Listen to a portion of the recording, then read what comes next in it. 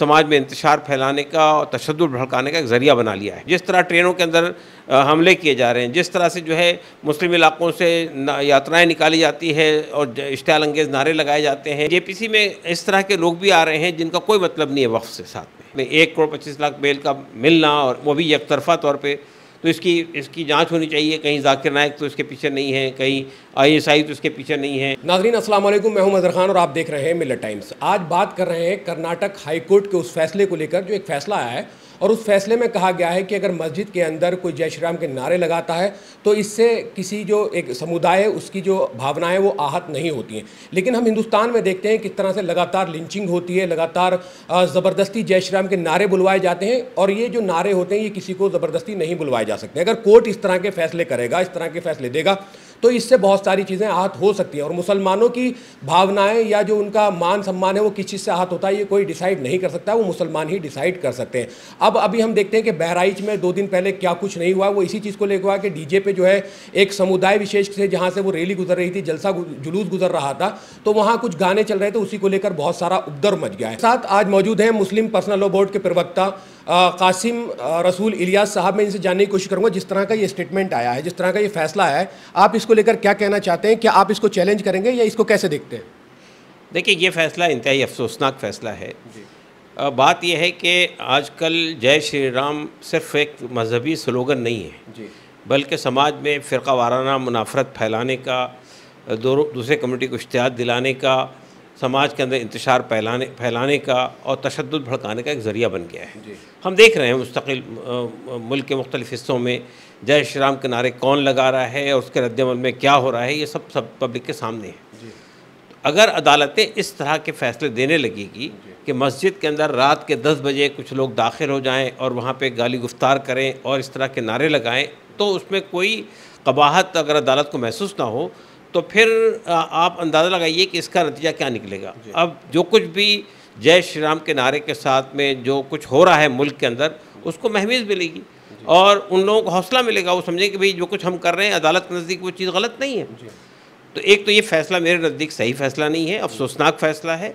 और दूसरी बात यह है कि हम ये जानना चाहते हैं, क्या अगर ख़ुद मुसलमान किसी मंदिर में या किसी और फ़िरक़े की बारगाह में दाखिल होकर नारे तकबीर अल्लाह अकबर लगाने लगे, तो क्या उसको इसी तरह बर्दाश्त किया जाएगा? या आप कहेंगे कि भाई ठीक है, उसमें भी कोई कबाहत नहीं है, कोई आदमी अगर नारे तकबीर लगाता है, तो उसमें सवाल ये पैदा होता है कि वहाँ जो मौजूद लोग हैं उनका रद्द-ए-अमल क्या होगा और फिर अदालत का रद्द-ए-अमल क्या होगा?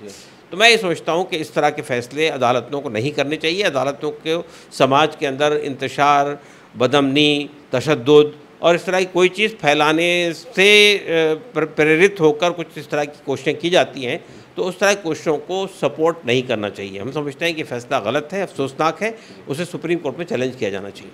सर, ये जो पूरा मामला है ये 1 साल पहले हुआ था। मतलब 2 लोग थे, वो मस्जिद में गए थे, जय श्री राम के नारे लगाए थे, उन पर धाराएं भी लगी थी, लेकिन इस तरह से मामले को एकदम खारिज कर देना, तो अब इसको चैलेंज किया जा सकता है या आप लोग चैलेंज करेंगे इसको? देखिए, चैलेंज तो वही लोग करेंगे जिन्होंने अदालत के अंदर मुकदमा डाला था, इसलिए कि बुनियादी तौर पर उन्हीं की जिम्मेदारी बनती है और वही उसके अंदर बुनियादी तौर पर मुद्दई हैं। तो चैलेंज तो करना चाहिए और मेरे ख्याल से ज़रूरी चैलेंज करना चाहिए, इसलिए कि फिर एक रिवायत बन जाएगी, फिर एक मेयार कायम हो जाएगा, फिर एक फ़ैसला आ जाने के बाद में इस तरह की कोशिशों को सपोर्ट मिलेगा। इसलिए कि इसके बग़ैर भी जो कुछ हो रहा है समाज के अंदर इस वक्त में जय श्री राम के नारे के साथ में, अफसोस के साथ ये कहना पड़ता है कि जय श्री राम के नारे को इन लोगों ने समाज में इंतशार फैलाने का और तशद्दुद भड़काने का एक ज़रिया बना लिया है। तो मैं समझता हूँ कि अदालत को इस पर रोक लगानी चाहिए और सुप्रीम कोर्ट में इसे लाजमन चैलेंज करना चाहिए, इसलिए कि फिर ये चीज़ अगर नहीं चैलेंज की गई तो ये एक नज़ीर बन जाएगी मुल्क के अंदर। दूसरी बात ये कि एक बात और है जिस पे हमें देखना चाहिए कि भाई मुसलमान, जहाँ तक मुसलमानों का ताल्लुक़ है, ये बात हर आदमी जानता है कि मुसलमान जो है वो एक खुदा की बंदगी करता है, उसके यहाँ शिर्क की कोई गुंजाइश नहीं है। और तो इस तरह मस्जिदें जो है इसी काम के लिए होती है, इबादत के लिए होती है, बंदगी के लिए होती है। तो वहाँ पर अगर कोई आदमी, दूसरा फ़िरक़े का आदमी आकर पूजा पाठ शुरू कर दे, वहाँ आकर दूसरी हरकतें शुरू कर दे, तो क्या इसको अब अदालतें ये कहेंगी उसमें क्या कबाहत है? तो ये मुनासिब है कि मेरे ख्याल से ये बात मुनासिब नहीं है और ये फ़ैसला को चैलेंज किया जाना चाहिए और इस तरह के फ़ैसले अदालतों को देने से परहेज़ करना चाहिए। जी सर, अभी हम देखते हैं कि जिस तरह से माहौल ख़राब हो रहा है, डीजे पे गाने बजाए जाते हैं, बहुत तरह से स्लोगन बोले जाते हैं, उससे आहत होती हैं जो मुसलमान होते हैं, उनकी जो भावनाएं आहत होती हैं। लेकिन कोर्ट कह रहा है कि इससे कोई जो उनकी भावनाएं वो आहत नहीं होती हैं। अभी बहराइच को हमने देखा है, बहराइच जला है, वहाँ दंगे हुए हैं, तो वो तमाम चीज़ें जो थी तो इस तरह के जो गुंडे लोग होते हैं, इस तरह के जो तत्व होते हैं जो इस तरह की हरकतें करते हैं, अगर कोर्ट में बैठा हुआ एक सम्मानित आदमी जज इस तरह का फैसला देगा तो उन लोगों को छूट मिलेगी? नहीं, बिल्कुल छूट मिलेगी उन लोगों को। अगर अदालतें इस तरह के फैसले देंगे और जस्टिफाई करने लगेंगे इस तरह के अमल को, तो उससे उन इस तरह के समाज दुश्मन अनासिर को तक़वियत मिलेगी, उनको हौसला मिलेगा और उस तरह के काम होते रहेंगे। अदालतों को असल में देखिए समाज से कट के फैसला नहीं करना चाहिए। आप जानते हैं कि मुल्क में क्या हो रहा है, लिंचिंग के जितने वाक़यात हो रहे हैं, जिस तरह ट्रेनों के अंदर हमले किए जा रहे हैं, जिस तरह से जो है मुस्लिम इलाकों से यात्राएं निकाली जाती है और इश्तियाल अंगेज़ नारे लगाए जाते हैं और उसमें सबसे सरफ़हरिस्त जय श्री राम का नारा होता है।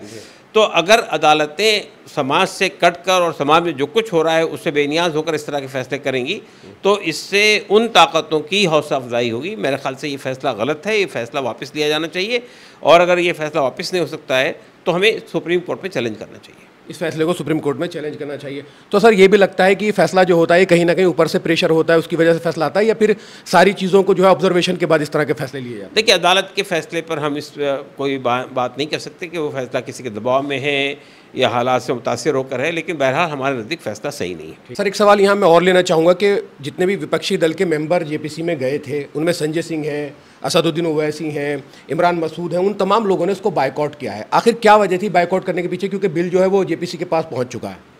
नहीं, देखिए, असल में जेपीसी जो है वो बुनियादी तौर पर इसलिए बनी है कि वक्फ के ऊपर लोगों की आरा को जमा करे। इसमें ख़ास तौर से जो स्टेक होल्डर्स हैं, यानी जिन लोगों को ये बिल अफेक्ट कर रहा है, उनसे उनका ओपिनियन सीख करने के लिए जेपीसी बनाई गई है। लेकिन जेपीसी में इस तरह के लोग भी आ रहे हैं जिनका कोई मतलब नहीं है वक्फ से साथ में। यानी अगर आप विश्व परिषद के लोग आते हैं या जेपीसी या दूसरे और लोग आते हैं जिनको वक्फ से या वक्फ की प्रॉपर्टी से कोई का इशू नहीं है, ऐसे लोगों को आपको इनवाइट नहीं करना चाहिए। दूसरी बात ये कि जेपीसी के जो अरकान हैं, जो मेंबर्स हैं, उनको भी आपस के अंदर जो ज़ाब्ता है जेपीसी का, गुफ्तगू का जो तरीक़ा बताया गया है उसी के अंदर रह के बात करनी चाहिए। तो जो अपोजिशन के अरकान हैं उन्होंने बीजेपी के एक मेंबर ने जब इसकी खिलाफ वर्जी की तो उस पर उन्होंने उससे चेयरमैन साहब से ये कहा कि भाई आप इनको रोकिए, लेकिन चेयरमैन साहब ने उसको रोका नहीं, तो इन लोगों ने उसका बायकॉट किया है। और उसके बाद बायकॉट करने के बाद इन्होंने स्पीकर को ख़त लिखा है कि भाई आप जेपीसी के चेयरमैन को बताइए कि ये बेज़ाब्तगी नहीं होनी चाहिए और जो ज़ाब्ता है उसी के अंदर लोगों को बात करनी चाहिए। तो मेरे ख्याल से उनका मुतालबा बिल्कुल सही है, हक़ बजानिब है। जेपीसी इसलिए नहीं बनी है कि वो खींचातानी करे, जेपीसी इसलिए बनी है किसी मसले को रिजॉल्व करे। जी सर, मैं ये जानना चाहूँगा क्योंकि बहुत सारे नाज़रीन हमारे देख रहे हैं, जब ये मसला उठा था तो लगभग 5 करोड़ से ज़्यादा लोगों ने मेल किए थे। जिस तरह से लोग मेल करते हैं, अपनी प्रतिक्रिया देते हैं, मुस्लिम पर्सनल लॉ बोर्ड ने भी काफ़ी एफर्ट लगाया और अदर जो तंजीमें उन्होंने एफर्ट लगाया, उसके बाद बहुत सारे जो मेल्स आए, ये जो प्रतिक्रिया आई थी, इनका क्या असर रहता है ऐसी एक्टिविटी में? देखिए, हमने मुस्लिम पर्सनल लॉ बोर्ड के प्लेटफॉर्म से 3 करोड़ 66 लाख मेल भेजे गए और बाकी लोगों ने भी मेल भेजा। इस तरह 5 करोड़ के करीब मेल मुसलमानों की तरफ से गए। लेकिन जेपीसी के तरफ से ये कहा गया कि हमको 1 करोड़ 25 लाख मेल मिले। तो खैर ये तो बात की बात है कि इसको वेरीफाई किया जाए, लेकिन बात यह है कि ख़ुद ये जो मेल गए हैं उस पर एक बीजेपी के ये जो जेपीसी के एक मेंबर का ये कहना है कि साहब होम मिनिस्ट्री से उन्होंने अपील की है कि इसकी इंक्वायरी होनी चाहिए कि इतनी बड़ी तादाद में कैसे मेल आए और एक तरफा कैसे मेल आए। अब तक तो सिर्फ जो है 20-25 हज़ार मेल आया करते थे इस तरह के मामलात में, 1 करोड़ 25 लाख मेल का मिलना और वो भी एक तरफा तौर पे, तो इसकी जांच होनी चाहिए। कहीं जाकिर नाइक तो इसके पीछे नहीं है, कहीं ISI तो इसके पीछे नहीं है और कहीं जो है वो आपके चाइना तो इसके पीछे नहीं है। तो ये बिल्कुल मज़ाक़खेज़ किस्म की बातें उन्होंने कही हैं। लेकिन इससे बहरहाल ये बात तो साफ़ हो गई है कि हिंदुस्तान के मुसलमानों की गालिब अक्सरियत ने, गैर मामूली अक्सरियत ने इस बिल को रिजेक्ट किया है। तो बहरहाल जिन लोगों के लिए बिल लाया जा रहा है, जिन वक्त को कंट्रोल करने के लिए लाया जा रहा है, अगर वही पूरी आबादी मुसलमानों की एक तरफा तौर पे उसको रिजेक्ट कर रही है तो इस बिल को पेश ही नहीं होना चाहिए पार्लियामेंट में। ठीक है।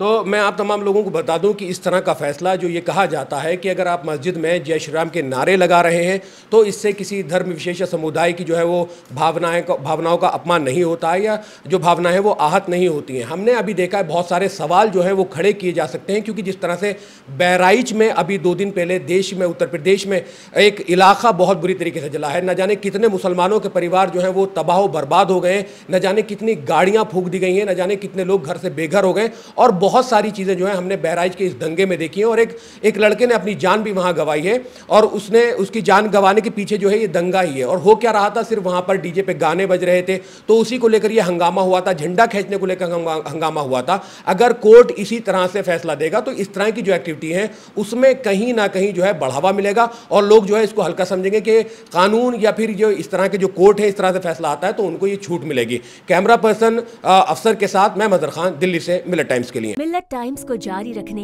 और मजबूत बनाने के लिए हमारी आर्थिक सहायता कीजिए। ये एक आजाद मीडिया हाउस और कमजोरों की आवाज है। आप हमें देखें, सुने, पढ़ें और हर महीने ज्यादा नहीं सिर्फ 100 रुपए से मदद करें। डिटेल्स डिस्क्रिप्शन में मौजूद हैं।